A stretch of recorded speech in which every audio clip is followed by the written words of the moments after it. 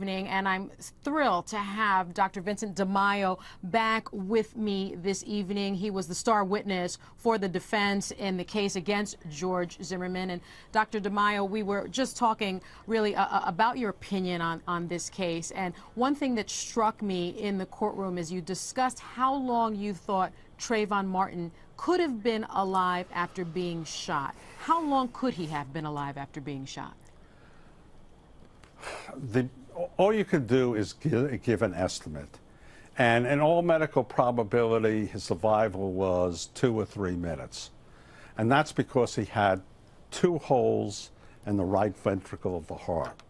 And every time the heart beat, jets of blood would have come out both holes. He also had a wound in the lung. And so every time the heart beat, a jet of blood would have come out of the lung. And his heart rate would have been well over 100. So if you calculate about how much blood he could have lost every time the heart beat, within about 2 minutes, at least half of his blood supply would have gone. Over a short period, it would have thrown him into irreversible shock and cardiac arrest, and he would have died. It's 2 to 3 minutes, most likely.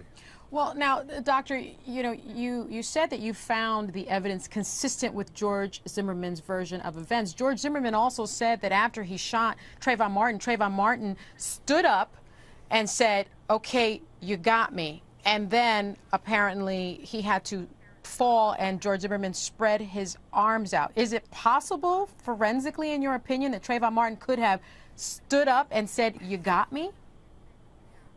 Oh, yes.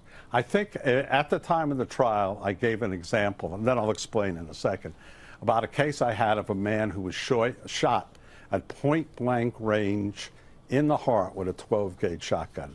And at autopsy, his heart was shredded. This man turned around and ran for 65, 75 feet.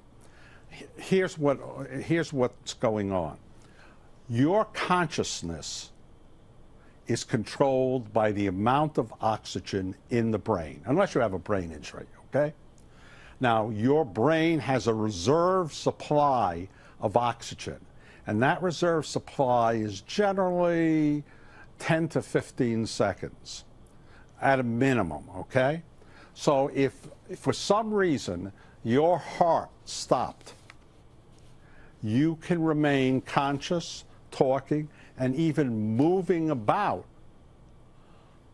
for about 10 to 15 seconds because of the reserve oxygen.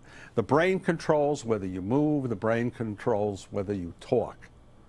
So even if his heart had stopped immediately, which it probably didn't, he could have remained conscious for 10 to 15 seconds and completed a number of actions.